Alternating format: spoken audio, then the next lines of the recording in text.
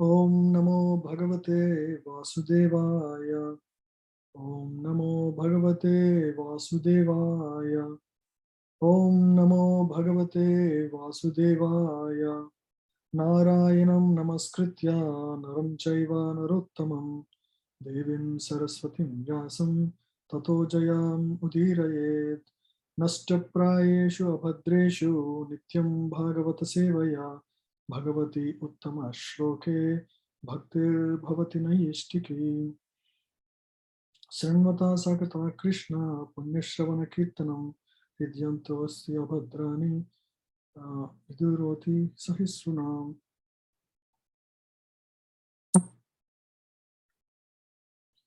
So in the last session we covered the early verses of second chapter. I'll just quickly revise the first and the early sections of second chapter and move forward in the second chapter.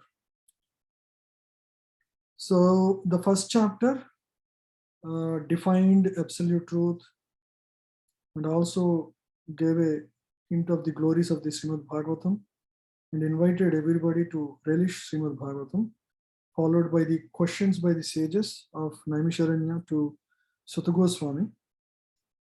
The sages made 6 inquiries and they are as follows. One is, what is the highest good? And the answer for this is in second chapter, in 6th and 7th, which we'll revise today. Second question is, essence of all the scriptures. Essence of all the scriptures is bhakti. That is also discussed overall in the second chapter. And the third question is, what is the purpose of Krishna's appearance? It is primarily to reclaim the saintly people. And then Purusha avatars, they wanted to know how Lord appears in various Purusha avatars, and that is the cause of creation. So that is discussed in second chapter and third chapter. And then Leela avatars, how Lord comes in various avatars to perform wonderful leelas with his devotees. So that is given in third chapter. And after Lord left the world, where did religion take shelter after Krishna's disappearance? That is the last question. So the religion took shelter of Srimad Bhagavatam. So that is the essence that's given in third chapter. So those are the 6 questions that the sages inquired from Suta Goswami, who is the eldest of all the assembled sages in Naimisharanya. So they wanted to know about these questions. So second chapter begins with Suta Goswami's reply to the sages of Naimisharanya. And first, before beginning the activity of addressing the questions, Suta Goswami first offers his obeisances to the sages, to various personalities. So it is part of our parampara to basically offer obeisances before performing any auspicious activity. And also he expresses his happiness for the inquiries about inquiries of the sages, because they were all very, very beneficial for humanity at large, because they're all inquiries about Lord Krishna. So when inquiries are about Lord Krishna, there is naturally an opportunity to glorify Lord Krishna. And glorifying Lord Krishna is auspicious for everyone. So that the Suta Goswami was very satisfied with that. So we'll quickly read through the verses. Vyasa uvacha iti samprashna samprishto vipranam raumaharshina pratipujya vachastesham pravaktum upachakrame. Anyone please read the translation? Ugra Sarva, the Suta Goswami, the son of Romaharshana, being fully satisfied with the perfect questions of the Brahmanas, thanked them and thus attempted to reply. Yeah. Sri Suta Goswami was, 2 words are used, samprashno, samprashna, samprishto. Samprashna means very good questions, very good questions, because they're all inquiring about the absolute truth. And the questions themselves are very satisfying. Samprishto means very satisfying, because the inquiries about Lord and his pastimes and his activities are very satisfying to the heart, because they are beneficial to everybody. Suta Uvacha Yam Pravrajantam Anupetam Apeta Krityam Dvaipayano Viraha Katar Ajuhava Putret Tanmayataya Taravo Abindesu Tam Sarva Bhuta Hridayam Munim Anatosmi. Yeah. So please read the translation. Srila Suta Goswami said, "Let me offer my respectful obeisances unto the great sage Sukadeva Goswami, who can enter the hearts of all. When he went away to take up the renounced order of life, sannyasa, leaving home without undergoing reformation by the sacred thread or the ceremonies observed by the higher castes, his father Vyasadeva, fearing separation from him, cried out, 'O my son, indeed only the trees, which were absorbed in the same feelings of separation, echoed in response to the begrieved father.'" So now Suta Goswami is offering obeisances. The first person he is offering obeisances is to Sukadeva Goswami. Sukadeva Goswami was the original speaker of Srimad Bhagavatam, who was the parrot of Srimad Radharani. So he first describes about his appearance, how he appeared. He is the son of Srila Vyasadeva, and as soon as he appeared, he didn't want to stay in the family life. He just runs off immediately to forest. And his father was very sad. Vyasadeva was very sad. He was running after him, trying to catch hold of him. But unfortunately, Sukadeva Goswami would not even look back. He is so renounced in his spirit. He doesn't want to stay at home. He just want to, he doesn't wear anything. He just runs out of home. So at that time, Vyasadeva was crying out, "Oh my son, indeed only the trees which were absorbed in the same feelings of separation echoed in response to the begrieved father." So here are some glorification. Hidden in these words are glorification. Srila Shukadeva.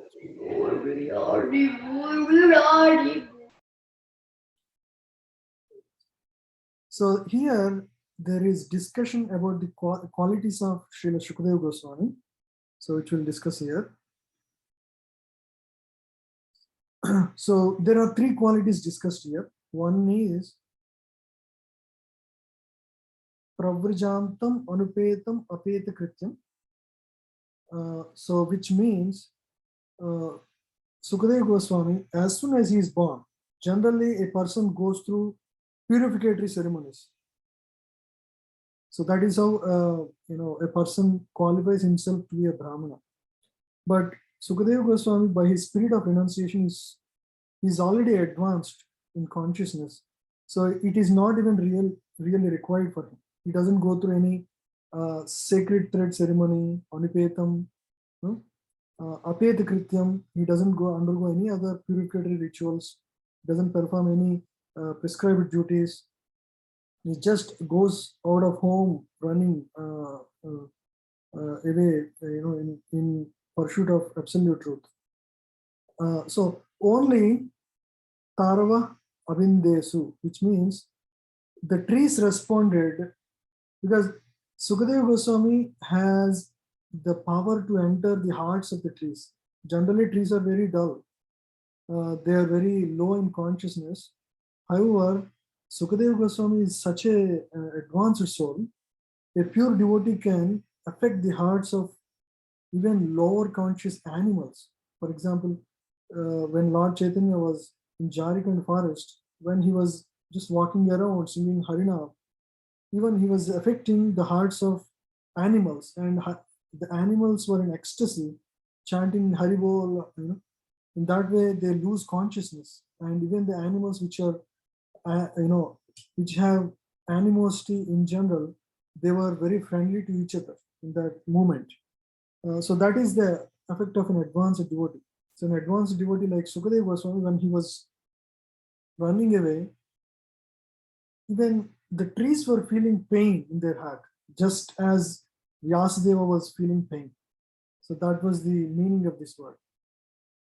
So the qualities of Sukadeva Goswami which are mentioned here are Sukadeva Goswami can enter the heart of all. A pure devotee can touch the heart of all. Right? Like that, we see so many advanced devotees. Like for example, Srila Prabhupada, when he came to this world, when he came to the Western world, even though people do not know anything about Krishna, they were able to pick up Krishna consciousness because of the purity of Srila Prabhupada. Right? He could enter the heart of those people because of his purity.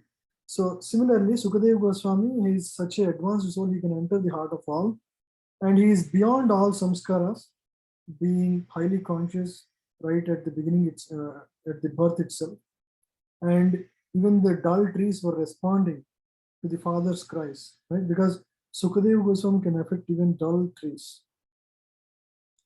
And the third verse explains it further qualities.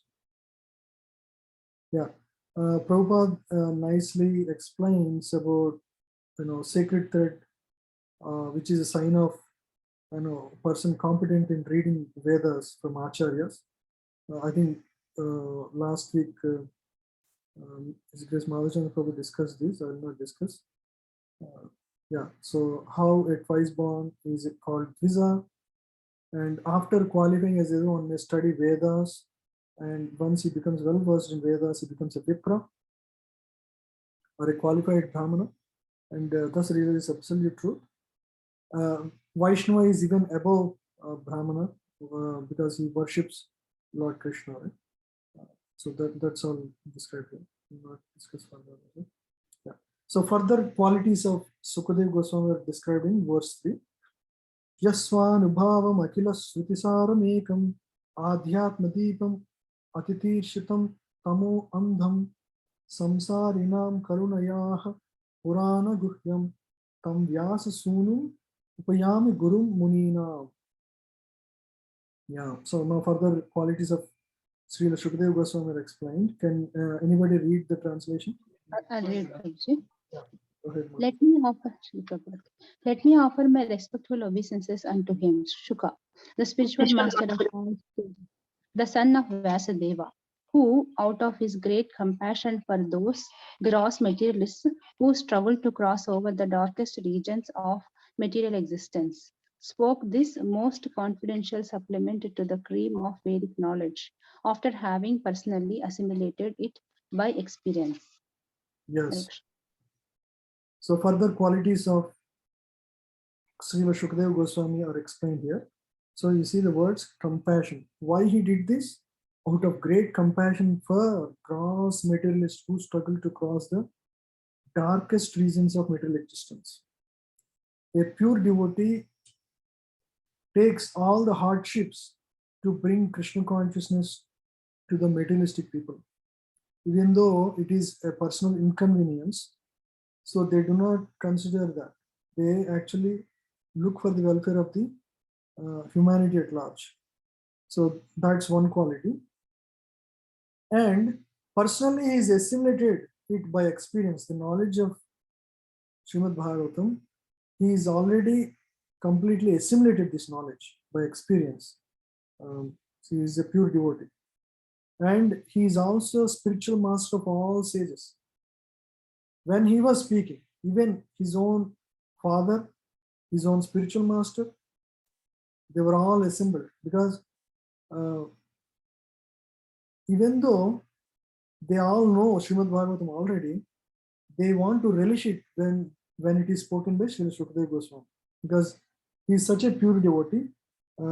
It offers lot more relish to even advanced souls, like those who are liberated and those who are authors of all the Vedic literature. Even it is relishable for them. So they were all assembled. So that shows the quality of Sukadeva Goswami, how advanced he is. Further qualities of Sukadeva Goswami. First thing is, he assimilated this knowledge by his own personal experience, means he knows what he is speaking.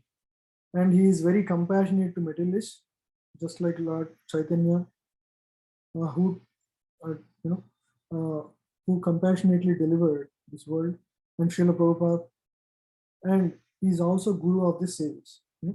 Srimad Bhagavatam empowers devotees to even speak to great sages. Like, for example, Sukadeva Goswami was empowered by Srimad Bhagavatam even to speak to great sages, like his own father and Narada Muni. Yeah, so now let's read forth.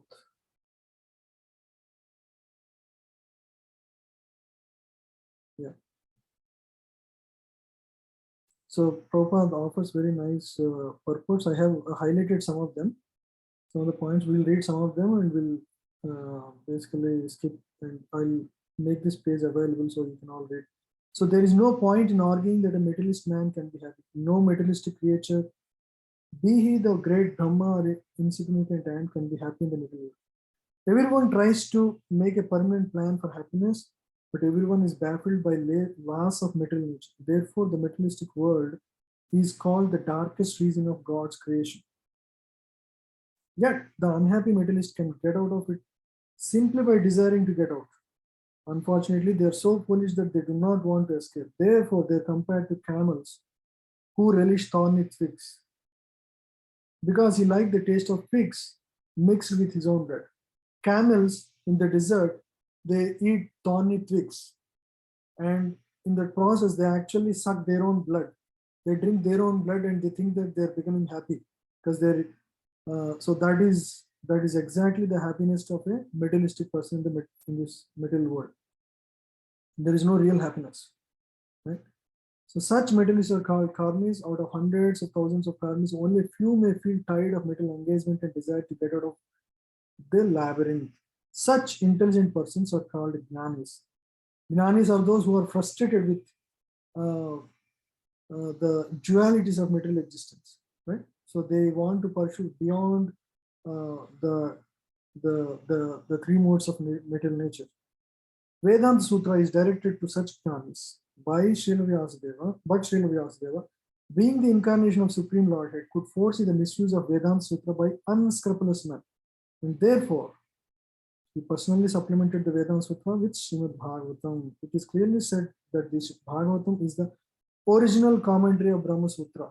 Why? Because it begins with the same sloka and ends with the same sloka, and it is the only book written after Vedanta Sutra, which means it must be equal or superior to Vedanta Sutra. If Vedanta Sutra is conclusive of all the Vedic knowledge, whatever is given after Vedanta Sutra must be in line with the same thought process. So it also must be a summary of all the Vedic scriptures. Srimad Bhagavatam is one unrivaled commentary on Vedanta Sutra. Sripad Shankaracharya intentionally did not touch it because he knew that the natural commentary would be difficult for him to surpass. So now Sutta Goswami is offering, he's just offered obeisances to Srila Shukadeva Goswami. Now he further offers obeisances to other great personalities. Narayanam namaskritya naram chaiva narottamam devim saraswatim vyasam tato jayam udirayet. So you can all read, maybe you don't, you keep mute, but you can all read along these slokas when we read. Yeah, please read. Anybody? I can read. Can you read, Vaibhav? Yeah, you can read. If anybody reads, that's fine. But yeah, go ahead. Okay. So before reciting the Srimad Bhagavatam, which is the very means of conquest, one should offer respectful obeisances unto the personality of Godhead Narayana, unto Naranarayana Rishi, the supermost human being, unto Mother Saraswati, the goddess of learning, and unto Srila Vasudeva, the author. So these are the personalities whom one should offer before reciting Srimad Bhagavatam anytime. Narayanam Namaskritya. Namaskritya means offering obeisances. To whom? To Narayana, the original personality of God. Naram Chaiva Narottamam, the supreme, supermost human being, which is Naranarayan Rishi. So the abode where Vyasadeva was residing. So the supreme personality also resides. Narayana resides. Naranarayana also resides there. So he's offering obeisances to them. And Saraswati, Mother Saraswati, who is mistress of learning, he offers obeisances to her as well. And Vyasadeva, who is the author of all the Vedas. So he offers obeisances to them. Tato Jayam Udiraya. This knowledge of Srimad Bhagavatam is the means of conquest. Means of conquest means it is like a tool to conquer the material existence. Jayam means it offers the defeat over material existence. The people are suffering in this material world, right? They're all defeated. Everybody in this material world is defeated. And the tool to defeat them, material existence, is offered in Srimad Bhagavatam. So it's a tool to achieve success over material existence. That's why it's called Tato Jayam Udirayet. It's announced as the tool to conquer the material existence. Yeah. In Rishabhadeva's teachings, there is a beautiful verse in Srimad Bhagavatam, 5th canto, 5th chapter, 5th verse. Easy to remember. 555. Right?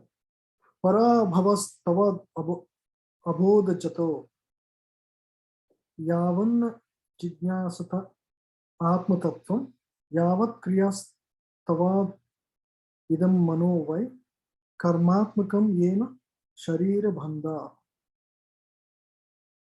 As long as one does not inquire about the spiritual values of life, one is defeated and subjected to miseries arising from ignorance. This is the state of everybody. Para bhavas tavad abodha jato. That is the state of everybody in the middle world. Be it sinful or pious, karma has its resultant actions. If a person is engaged in any kind of karma, his mind is called karmatmaka, colored by fruitive activity. As long as mind is impure, consciousness is unclear, and as long as one is absorbed in fruitive activity, he has to accept a material world. That is the defeat that every jiva goes through. Okay? Until one inquires about spiritual values of life, he is defeated and subjected to material miseries. So the defeat is part of everybody's life in the material existence. It is. And from Parabhava, one can come to Tatojaya by taking shelter of Srimad Bhagavatam. So that is the point we understand from here. By studying Srimad Bhagavatam, one can transform his life from Parabhava to Tatojaya. Parabhava, as described by Rishabhadeva, to his 100 children. Right? So everybody is defeated due to material ignorance and forgetfulness of Atma Tattva. But here is Srimad Bhagavatam, taking shelter of which one can achieve success over it. Now one may wonder how a book can give that, how a book can help one achieve that success. Right? It is by offering, Srimad Bhagavatam offers the right consciousness to conquer our material existence. Right? How it offers right consciousness? Because by studying Srimad Bhagavatam, a devotee understands how everything is orchestrated personally by the Supreme Lord for the devotee's benefit. Right? So all the miseries in life, a devotee sees them as mercy upon him. So the perception of reality is completely different for a devotee. He sees everything is personally orchestrated by Lord for his own profit, for his own benefit. So there is something that I have to learn in this particular situation, and that is the reason Lord is manifesting in this, or orchestrating the situation in this way. So the spirit completely changes. Right? The spirit of perception, the perception of world completely changes. And he sees that Lord is extremely merciful and he's very compassionate, and so he's actually putting me through this situation. So when a devotee perceives the world in that way, there is no misery. Even though there is a difficult situation, there is no experience of misery. So he only experiences mercy through every situation, right, as he advances spiritually.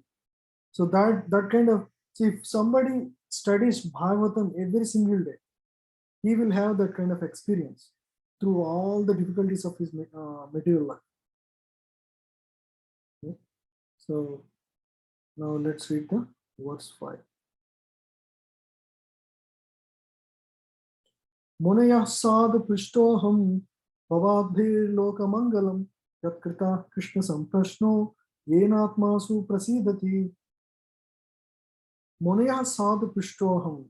Yeah, I first read the translation. Yeah. Can anybody else read? Yes, Prabhu, I can read. O sages, I have been justly questioned by you. Your questions are worthy because they relate to Lord Krishna and so are of relevance to the world's welfare. Only questions of this sort are capable of completely satisfying the self. So I have been justly questioned by you. Munaya sadhu prishtoham. Bhavadbhir lokamangalam. Because questions related to Krishna are beneficial to everybody. Right?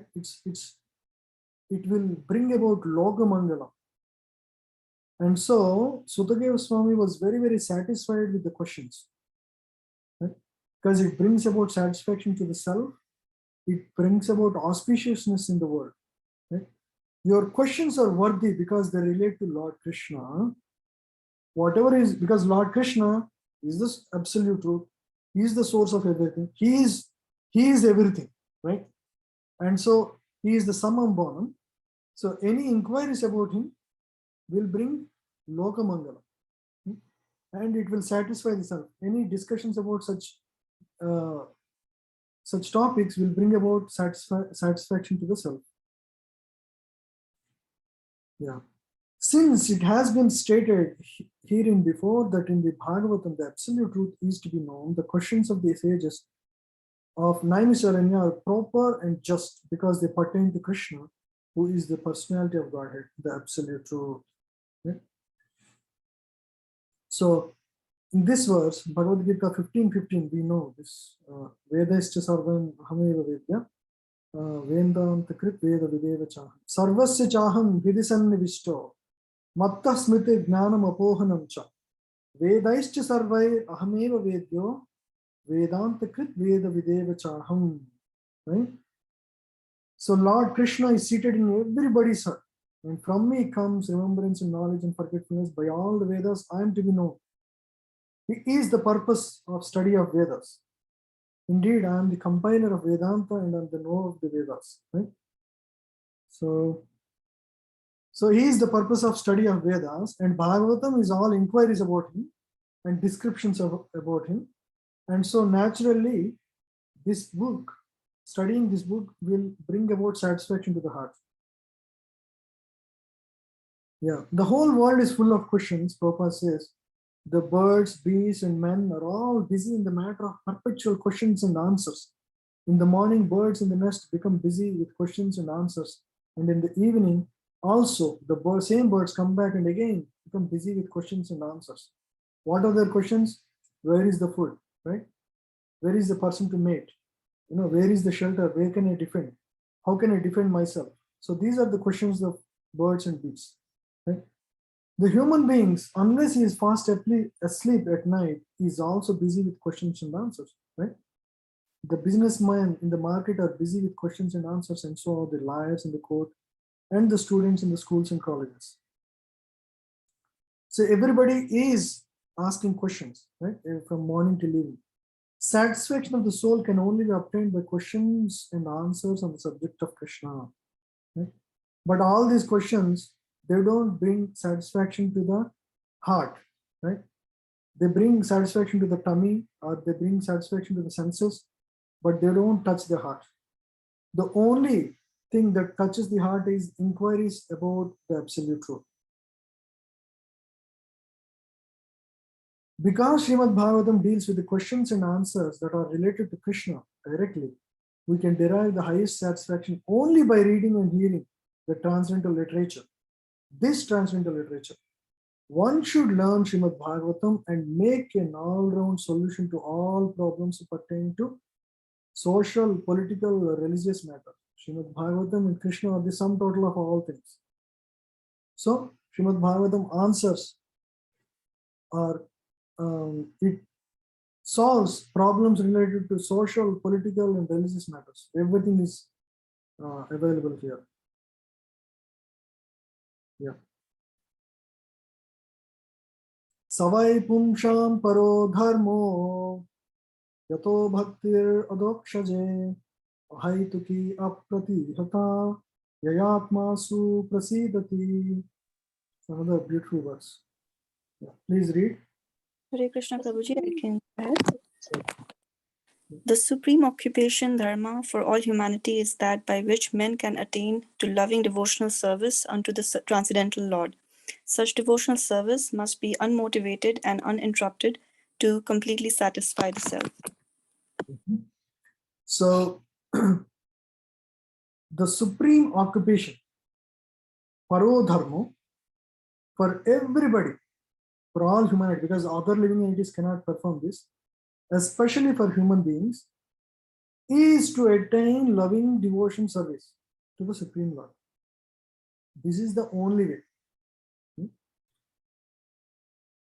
And such devotion service, how it should be done? It has to have two qualities. One is it has to be ahaituki. Ahaituki means causeless. There should not be any reason why you are performing bhakti. If you are performing bhakti to get some wealth, or to get some good children, or to get some material profit, that is not called pure devotion service. It should be apratihata, means unbroken. Should be continuously unbroken. Meaning there should not be any hindrances for bhakti. You cannot say, today I could not chant because I had some headache, or I had some health issue, or my office, I had run into some issue. There should not be any break in our devotion service. Apratihata ahaituki. If that is done that way, then such devotion service can bring suprasidati, which means complete satisfaction to the heart. It has to be done causelessly and ceaselessly. Ceaselessly means aparatihata, unto the Supreme Lord, adokshaja. When it is performed in that way, that brings suprasidati, yayatmasu prasidati. It brings complete satisfaction to the soul.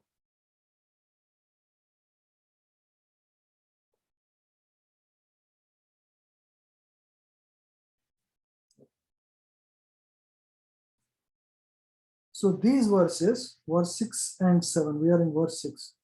These answer the first two questions of the sages. Right? What is the ultimate good for everybody? And what is the essence of all the scriptures, which is bhakti? And what is ultimate good is performance of pure devotion service. So sixth, unmotivated and uninterrupted bhakti. Savai pumsam, right?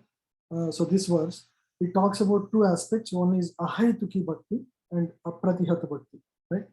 So causeless means no ulterior motivation. So Vishwanath Chakravarti Thakur describes little more about this aspect of ahaituki, causeless devotion service.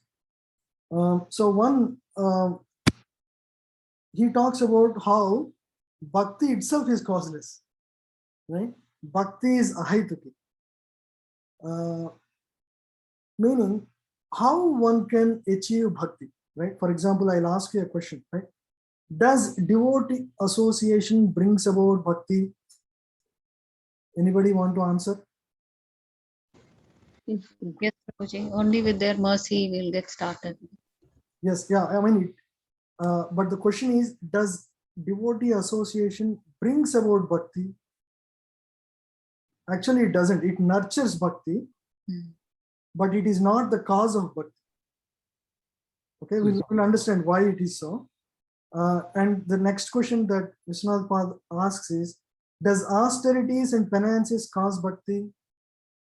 It doesn't. Prabhuji, I mean, isn't Sukriti, doing some kind of Sukriti at some point eventually develops that other Shraddha, right? The initial faith? Isn't that Sukriti at some point is the source of bhakti? No, so it's also not so. We'll discuss that. Yeah. Okay. Yeah. Sukriti is also, I mean, there is Ajnat Sukriti that is favorable to bhakti, to develop bhakti, but it is not the cause of bhakti. It is the only causeless mercy. But we'll understand how it exactly works as we just discuss a few more points about it. So austerities and penances they are going to enhance bhakti again. They are going to nurture your bhakti. They will keep you steady on the path of bhakti, but they are not the cause of bhakti. One may ask, what about Lord's mercy? Can Lord's mercy be be the cause of bhakti? If Lord is, partial to someone, he gives bhakti to somebody and he doesn't give bhakti to another person, which means Lord is partial. So even Lord's mercy is also not the cause of bhakti. Vishwanath Pad says. Because that makes Lord partial to some people. I give bhakti to XYZ and not to somebody, right? So that doesn't work that way. Then Vishwanath Pad asks, can a Uttama Adhikari gives bhakti? Can he be the cause of bhakti? A pure devotee? Right? But a pure devotee is impartial. He is equal to everybody. Right? We discuss in Bhagavad Gita. Vidya Vinay Sampanne Pandave Gadiharshini. Right? Sunicheva Sopakecha Pandita Samadarshina. He sees everybody equally. How can he be the cause of bhakti? And he is impartial. So, and he is equal to everybody. So he does not show any special grace on one or the other. So then Vishwanath Pad says, it is by the mercy of Madhyamadhikari, bhakti is given to the heart of the conditioned jiva. Right? Because Madhyamadhikari, how he sees, he discriminates people. Right? He, for the innocent and for the inquisitive and one who wants to learn, he will be kripa, he will be showing his kripa. And for the equals, he will treat them with maitri. And for the envious people, he treats them, he distances himself from them. Upeksha. He will not look at them, neglects the envious. Right? So he shows mercy upon for the innocent, right? Like we discussed, kripa. So, and how actually bhakti enters is from the Madhyamadhikari's heart, a preacher's heart, it enters the heart of the hearer. Right? So it is the bhakti in the heart of the Madhyamadhikari which is the cause of bhakti. That is how it is explained. So bhakti is a self-manifesting principle. And it exists, it is there, bhakti is there by the causeless mercy of the Lord, but it transfers from the heart of Madhyamadhikari to the conditioned soul, right? Or Kanishtadhikari, you can say, right? So it is like that, right? Bhakti is self-manifesting, it has to manifest, it is there, right? It is there in everybody's heart. It manifests by the effort of Madhyamadhikari, right? So it transfers. So that's why we have to hear from only devotees in parampara. Otherwise, what enters our heart, we don't know, right? So if we hear from a pure devotee, that pure devotee is bhakti, right? He has certain devotion to Krishna.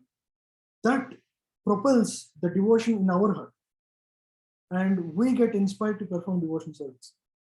So that is how bhakti enters. So it's a self-manifesting property. There is no other cause other than the causeless mercy of a devotee. And through his heart, we attain bhakti. Right? For example, Ambarish Maharaj was king of this world. At the same time, Yayati was king for other part of the world. It is described in Srimad Bhagavatam. So, Ambarish Maharaj's bhakti inspired Yayati to perform bhakti at the same time. He was inspired. So we hear about devotees' great qualities. Like, for example, we hear about a very renounced devotee, right? So that spirit inspires us, and that's how bhakti propels in our heart. Right? So similarly, like Prahlad Maharaj's bhakti was inspired by the bhakti of Narada Muni. It's causeless. Bhakti is causeless in itself. So similarly, bhakti should be done ceaselessly without any interruption. Right? Just like Prahlad Maharaj, he had to go through so many challenges. Right? His father puts him in so many difficulties, but he never forgets chanting the holy name of Narayana. All the time he was continuously chanting. Right? So none of the material circumstances made Prahlad to stop performance of bhakti. Right? He was continuously performing, and Lord was reciprocating in all those circumstances. Just by hearing the qualities of Lord, the mind of the devotee runs towards Lord like Ganges towards the ocean. Right? So once bhakti becomes stabilized in the heart of the devotee, no matter what, just by hearing the qualities of the Lord, the devotee's mind runs towards Lord like Ganges. Ganges, the quality of Ganges would, make its path towards ocean. No matter what, how big the rocks are coming in its way, it somehow turns around and finally reaches its destination. So similarly, the qualities of Lord are so impressed upon the devotee that they inspire him, they inspire the devotee to somehow achieve him. There is no stop for that. Madguna Suti Matrena, just by hearing the qualities of the Lord. Mai Sarva Guhasaye, Manogatir Avichinna Yatha Gangam Baso Amburu. So the manifestation of unadulterated devotion service is exhibited when one's mind is at once attracted to hearing the transcendental name and qualities of the Supreme Personality of Godhead, who is residing in everyone's heart. Just as the water of the Ganges flows naturally down towards the ocean, such devotional ecstasy, uninterrupted by any material condition, flows towards the Supreme Lord. So when a devotee is advanced, his heart flows towards Krishna like that, like Ganges towards ocean, uninterrupted by any material condition.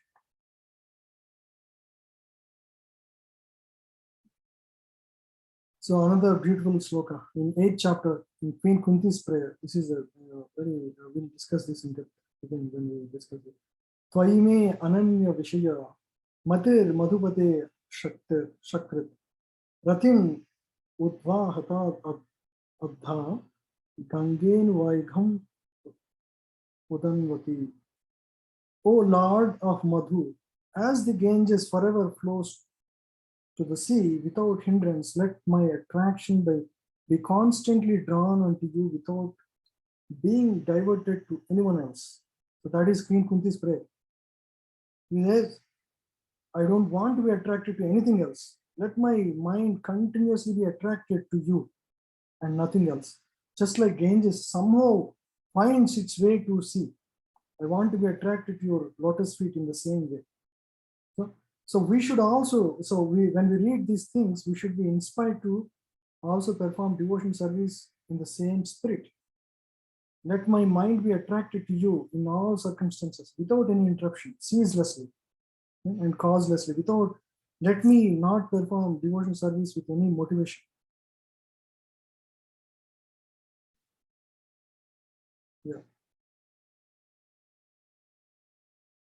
And Chakravartipad also explains how Ahayatuki Jnana, he explains about this. Jnana that is not intended for impersonal liberation is called Ahayatuki Jnana. Ahayatuki Jnana means we all need knowledge, even to be attracted to Krishna. We also need the knowledge of the qualities of Krishna, how Krishna is merciful, how Krishna is very kind, right? So that kind of jnana is fine. It's called ahayatuki jnana. So what is not recommended is jnana and karma that is covered, avritam jnana karma, right? So jnana karma the anavritam, right? Only bhakti. One's bhakti should not be covered by tendency for fruitive activity and mental speculation. But jnana, which helps to improve the understanding of Krishna, which is knowledge about holy name, pastimes, because they will help us to remember Krishna at the time of need. So that is most welcome, right? So, so we all also understand bhakti is the only cause of bhakti, and especially the bhakti in the heart of a Madhyamadhikari is the cause of bhakti in the heart of us, like Kanishtadhikaris. So bhakti is the goal of bhakti. Bhakti is the means of bhakti, and bhakti is the goal of bhakti. That is how bhakti is. Yeah. So Srimad Bhagavatam is full of descriptions of Lord's various manifestations and material and spiritual energies. And so it becomes source of lot of ahayatuki jnana, which helps one to develop remembrance of Lord and and so purification of our heart, right? So by developing knowledge, one develops detachment from material and attachment to spiritual. So that is the result of ahayatuki jnana, causeless knowledge. Those are the terms in which it is described. So Prabhupada describes about pravritti marg and nivritti marg. Devotees are on the path of nivritti marg, where they reduce the sense enjoyment.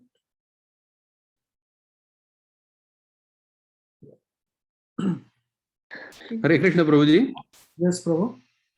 So if Madhyamadhikari is the way the bhakti actually gets transferred and so on, how do we explain Prabhupada, who's an Uttamadhikari, Okay, that's transforming all the devotees or the non-devotees into the pure devotees? Yeah.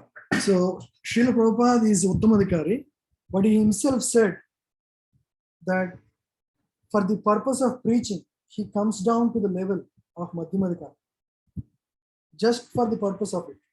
Doesn't mean he is a Uttamadhikari as well as and also a great preacher as an Acharya. Acharyas step down from Uttamadhikari stage so that they can share the message of God, right? Like for example, Jesus Christ, Muhammad, all these great acharyas, Ramanujacharya, they are all pure devotees, but they are also empowered to preach. So they actually step down, and so they actually do they do upeksha. They not and they show special favor, karuna to the conditioned souls, right? So otherwise the message won't spread. So these great devotees, they step down so that they can share the message with the world. Okay? Yes, Prabhuji. Vasudeve Bhagavati Bhakti Yoga Prayojita Janayati Asu Vairagyam Jnanam Chayat Ahaytukam. Yeah, please read. By rendering devotional service unto the personality of Godhead Sri Krishna, one immediately acquires causeless knowledge and detachment from the world. What is the result of performing pure devotion service is given here. One immediately, without any delay. Janayati Asu means very soon. What is produced? Vairagyam, which is detachment. Jnana, knowledge from the word. Detachment from the word. And causeless knowledge. Causeless knowledge we just discussed already. Causeless knowledge is knowledge about the personality of God, which helps us remember Him. This is the result of performing pure devotional service. So that's why it is the preferred method in Kali Yuga, because Kali Yuga people are so degraded, they need a very powerful process. So they need something that quickly brings about detachment from the world, and also causeless knowledge, jnana, right? So that they can live this world in a better way, so that they can go back to God after this life. Right? So they need a process that quickly works, also that brings about quick results.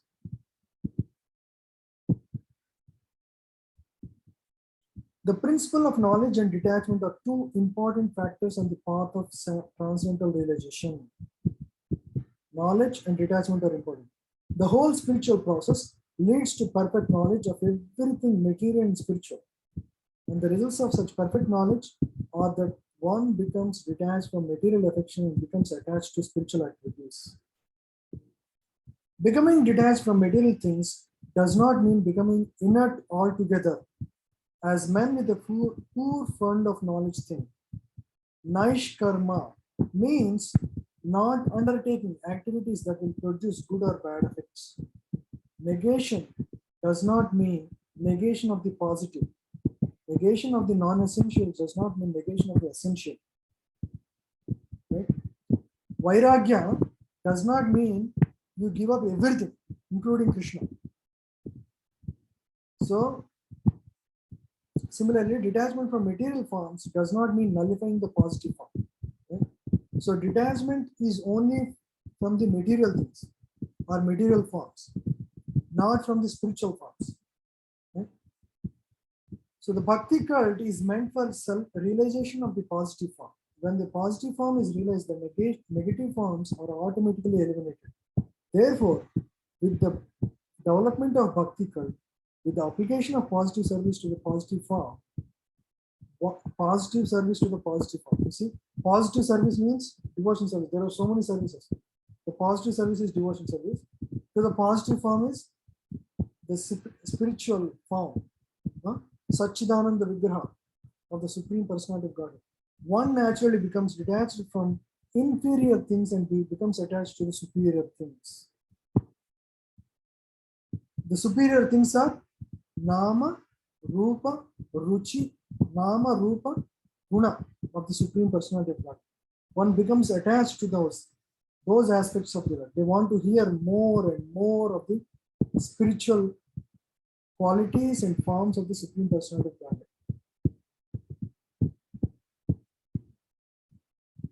Dharmasvanustitah punsam visvakshena katasuya notpadayet yadiratim sramayeva hi kevalam. So this begins the next section of this chapter. Now, Sri Sukha Goswami first offered obeisances to Srila Sukadeva Goswami and then to various sages and Lord Narayana. And after offering obeisances, he answered the first two questions of the sages in brief. And now he starts answering a very important aspect, that is how only bhakti is to be gained by one's prescribed work. Whatever duty a person performs in his life, bhakti should be the only goal. How and why we'll discuss this. Yeah. So can anybody read translation? The occupational activities a man performs according to his own position are only so much useless labor if they do not provoke attraction for the message of the personality of Godhead. Dharmaha. Dharmaha means duties. Everybody in the material world has to perform duties. Swanustitaha means according to one's own position in Varnashrama. Right? That is how in the Vedic times people were performing according to one's Varna and Ashrama. What are they performing? They are performing various prescribed duties. Dharmaha. And when they are performing those duties, okay, so when they are performing their duties, if those duties do not invoke attraction to the pastimes of the Supreme Lord, Visvakshena Katasu. Visvakshena Kata means the pastimes of the Supreme Lord. If these activities that a person performs do not utpadayet yadirati, means if it does not invoke attraction to the pastimes of the personality of Godhead, such activities are considered srama eva hi kevalam, means those duties are simply a waste of time if they do not provoke attraction to the message of the Supreme Lord. So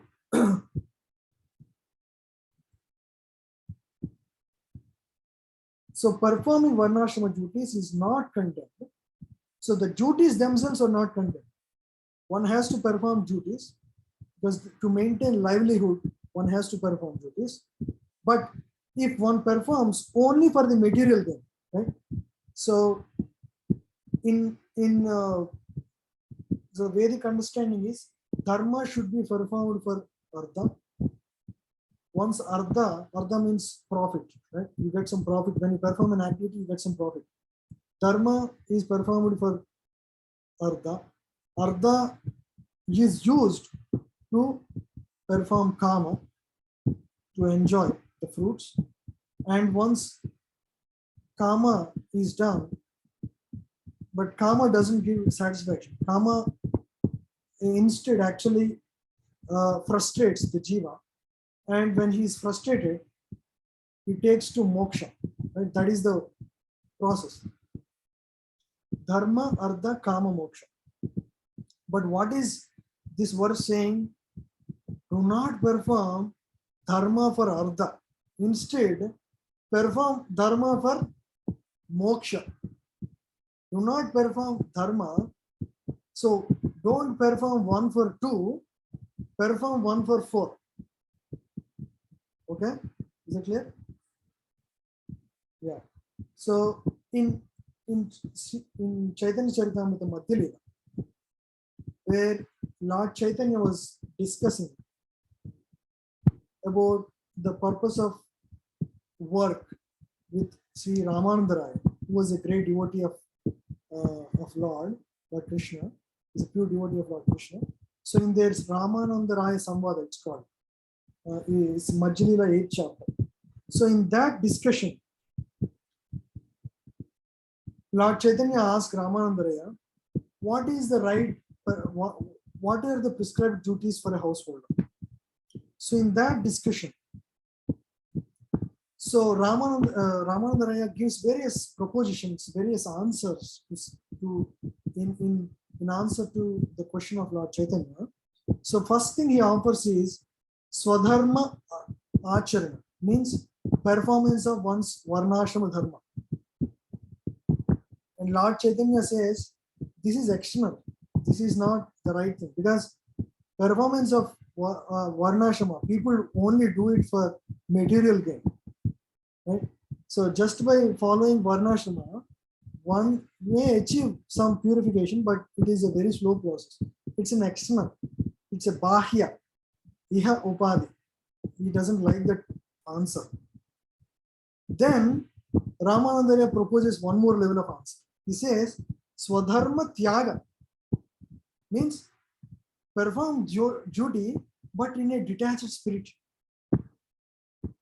Again, Lord Chaitanya doesn't find it very suitable because he still accepts this as an external thing, because the focus is on the duty, not on the Supreme Lord. or the satisfaction of the Supreme Lord. So again, it is Bahya. It's an external. It's a Iha Upadhi.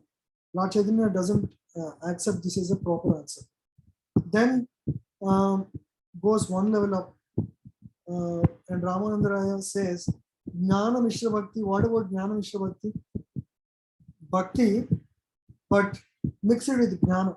Inquiry into absolute truth. Focus is on Jnana also. So even Lord Chaitanya doesn't like this answer. Then he proposes Jnana Sunya Bhakti, which is given in 10th canto, 14th chapter. Jnane Prayasa Udapasya Namanta Eva. This is a very famous verse. Jivanti Sanmukharitam Bhavadiya Bhattam. Those who, even while remaining situated in their established social position, throw away the process of speculative knowledge, and with their body, words, and mind offer all respects to descriptions of the personality of Godhead and his activities, dedicating their lives to their narrations, which are vibrated by you personally and by your pure devotees. Certainly conquer your lordship, although you are otherwise unconquered by anyone within the three worlds.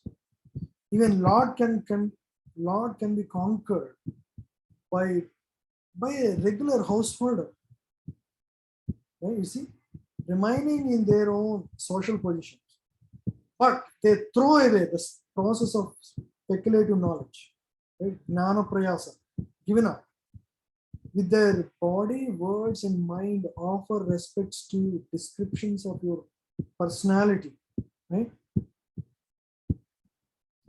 Jivanti san mukharitam avadiya vartam, right? So this verse mukha. So they give attention to the words and descriptions by the pure devotees about the Supreme Lord, right? Avadiya vartam, topics related to you, right? Even though they're situated in their own duties, they can achieve, they can conquer you, which means even Lord is conquered by such people. Lord is not just achieved, Lord is conquered, Lord is ready to serve them. That's what it means, right? So this can be achieved by even the grihasthas, but their focus is on the process of bhakti, hearing about Lord, and performing pure devotion service, right?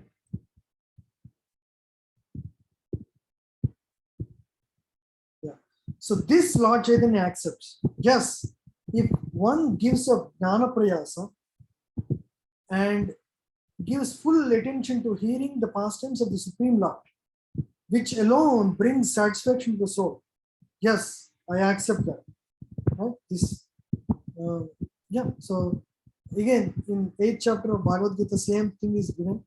Vedeshu yajneshu tapeshu chaiva dhaneshu yat punya phalam pradishtam atyetitam tat sarvam idam viditva yogi param sthanam upaiti chadhyam. A person who accepts the path of devotion service and not bereft of the results derived from the study of Vedas, performing sacrifices, undergoing austerities, giving charity, or pursuing philosophical and fruitive activities. Simply by performing devotion service, he attains all these things, and at the end, he reaches the supreme eternal abode. Yogi param sthanam upaiti chadhyam. He attains the highest goal. Right? Who is that person? A person who performs pure devotion service, who accepts the path of devotion. He is not bereft of anything else. So he doesn't need to do anything else. He just need to perform pure devotion service. So this path, Lord accepts. Right? So why we are discussing this in the context of performing Varnashram Dharma? Because this is the essence of Varnashram Dharma, to perform pure devotion service. Yeah. So 9th verse.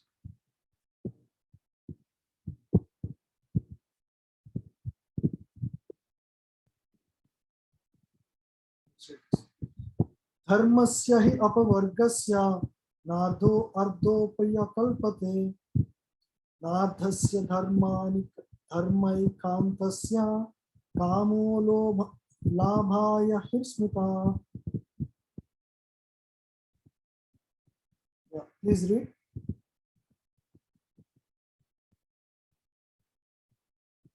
Anybody? The translation. Yes. All occupational engagements are certainly meant for ultimate liberation. They should never be performed for material gain. Furthermore, according to sages, one who is engaged in the ultimate occupational service should never use material gain to cultivate sense gratification. So the same thing. Two important points. When you read this, observe these points. Dharmasya hi apavargasya. Dharma has to be performed for apavarga. Apavarga means liberation. Dharma, artha, kama, moksha. One has to be performed for 4. One should not be performed for 2. Right? So that is second point. Ardha, right? It should not be performed for ardha upakalpati. It should not be performed for material gain. Dharma should not be performed for 1, should not be performed for 2. Yeah, I have given this in PPT. Yeah. Dharma should be performed for moksha, right? Apavarga. Apavarga is different for different paths. For karmis, for example, the dharma engagement is performing various rituals that are given in Vedas. And apavarga, the goal is achieving various material gains as well as different higher planets. So that is apavarga for karmi. For jnani, dharma is sense control, mind control. Right? And what is the apavarga? Merging into effulgence. For a yogi, dharma is following yama, niyama, asana, pratyahar, pranayam, all of this. Dharana, dhyana. And finally, what is the goal? Samadhi or Paramatma realization. For a bhakta, dharma, the paro dharma is hearing and chanting. And apavarga is achieving prema to the Supreme Lord. Okay? So different meanings for different transcendentalists. Yeah? So by performing that in the right way, yeah, one achieves the highest perfection. Okay? It should not be performed for sense gratification. It should never be performed for material gain. And whatever ardha you get, you should not use for kama. That is the second point. Okay? 2 should not be used for 3. 1 should be done for 4. 2 should not be used for 3. Right? According to sages, one who is engaged in the occupation duty should never use the material gain which comes from dharma, should not be used for cultivating kama. I hope this verse is very clear. Right?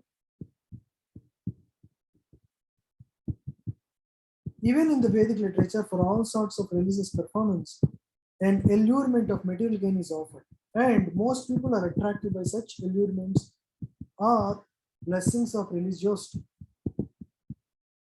So, even when, as we perform devotional service, we should also see how we are not attracted to various material things. Otherwise, as we perform devotional service, we may be, our life becomes stable and peaceful, anxieties will go away, and we should watch our mind that we are not running or that we are not attracted to material allurements. Right? We should be very careful about. Why are such so-called men of religion allured to by material gain? Because material gain can enable one to fulfill desires, which in turn satisfy the sense gratification. This cycle of occupational engagements includes so-called religiosity followed by material gain and material gain followed by fulfillment of desires. Sense gratification is the general way for all sorts of fully occupied material gain. But in this statement, Srila Shukadeva Sutta Goswami, as per the verdict of the Srimad Bhagavatam, this is nullified by the present sloka. It should not be done that way. One should not engage himself in any sort of occupation service for material gain, nor should material gain should be utilized for sense gratification. How material gain should be used is described in the next verse. Do we have time, or I am seeing some devotees are dropping right now? Should we continue one more verse or should we stop here? Maybe we can drop, we can resume. It's already 1 hour 15 minutes. Okay, so we'll cover from 10th verse in the next verse. Okay, any questions so far? Is everything clear? I can't hear you. Yes, Prabhuji. Yes, Prabhuji. Okay, yeah, if there are no questions, we'll end here. We Hare covered Krishna Prabhuji, this class will be every week, Prabhuji, or like every alternate week? every week, bro. Every week, same time. Thank you, Prabhu. Same time. Okay, so we'll end the class here. If there are no questions, otherwise you can message me offline. Okay, thank you all very much. Thank you so much, Prabhuji. Thank you, Thank you, Prabhu. Prabhuji. Thank you. Hare Thank you, Prabhuji. Hare Krishna. Hare Krishna.